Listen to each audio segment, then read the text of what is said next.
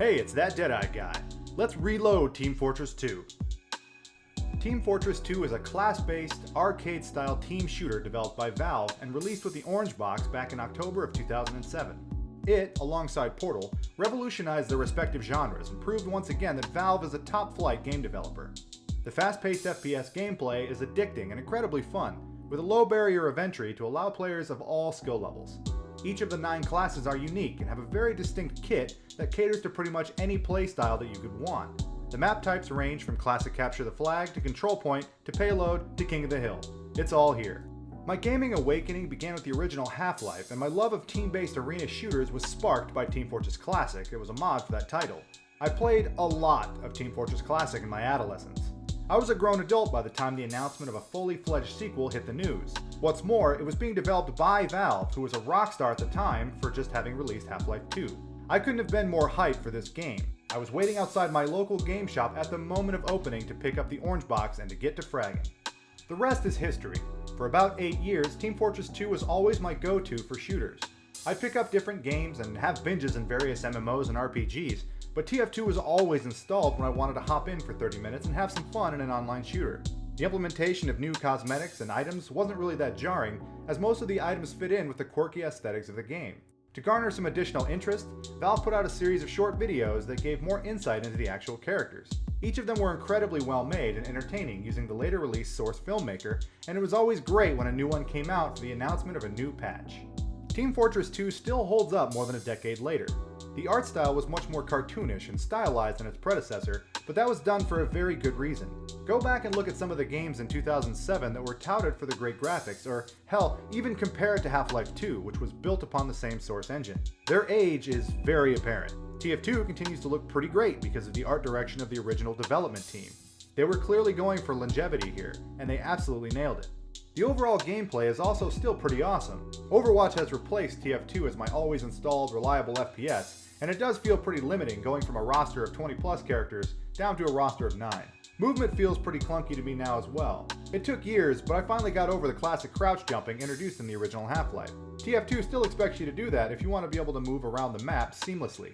Modern arena shooters like Quake Champions and Overwatch feel way better in terms of movement, and in this particular genre, being able to move quickly and efficiently is an absolute must. Some of the guns feel pretty clunky to me now as well. I used to be a very good sniper player, and though those skills have dropped off a bit since I stopped playing TF2, there's still a noticeable difference when compared to Widowmaker and Overwatch. While Widow is extremely mobile and can react to team fights or flankers as needed, the TF2 sniper requires you to be a sitting duck, just waiting to get stabbed in the back. It made me realize how narrow the TF2 sniper was in capability, and how much I don't like that about the class. The TF2 soldier's rocket launcher feels pretty weak and doesn't have as much power as I remember. I never enjoyed rocket jumping, and coming from a game like Quake that has a lot of verticality in their level designs, or Overwatch where the rocket launcher wielding character can actually fly, the grounded soldier requiring you to shoot yourself in the foot just to get some air feels like an unnecessary hassle. All of the other classes still feel great to me though. Mowing down an enemy team as a heavy will always be a joy. Since I last quit, TF2 has added a matchmaking service that automatically puts together a game for you with other players. This eliminated the need to scour the server list in search of the right map and the right number of people. They also added in a leveling system similar to Overwatch that rewards your playtime and in-game stats. These features really should have put it in the game years ago, long before Overwatch was even a twinkle in Jeff Kaplan's eye. Still, better late than never, and it makes the experience of jumping into a game quick and easy. In 2011, TF2 became free to play, leaning on its loot crate system and Steam Marketplace to continue to pull in revenue. Free-to-play games always have the unfortunate effect of bringing in legions of cancerous players, because there aren't any real ramifications if they're banned. While matchmaking is convenient, the player base isn't quite the most effective or prone to teamwork. Every game I played, half my team was on their own program and not really helping with the map objectives. When teams are 8 to 10 people each, having 3 to 4 players not really doing what they need to do to win the game is a rather frustrating experience.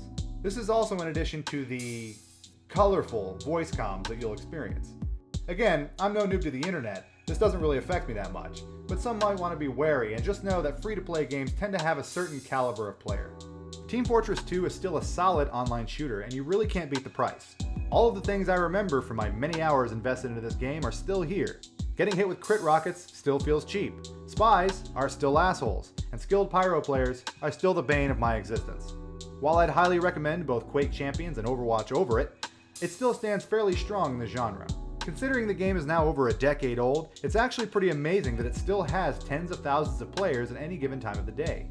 Other titles in the genre have come and gone, but Team Fortress 2 is still going strong.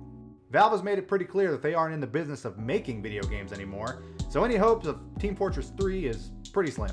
That's a shame, because I'd love to see a sequel to this game that can compete with the modern renditions of the playstyle. Thanks for watching. Do you have fond memories of Team Fortress 2 from back in its heyday? Let me know down below or over on Twitter. If you'd like to support the channel, why not hit that thumbs up button and subscribe? Until next time.